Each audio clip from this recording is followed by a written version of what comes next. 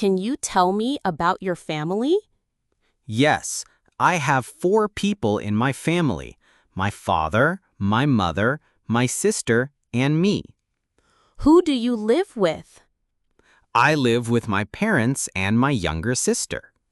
What does your father do? My father is a teacher. He works at a school. What does your mother do at home? My mother cooks food and cleans the house. Do you spend time with your family every day? Yes, we eat dinner together, and sometimes we watch TV. Who helps you with your homework?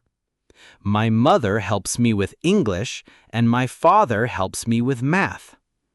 What do you like to do with your family at the weekend? I like to go to the park with my family. We walk and play games.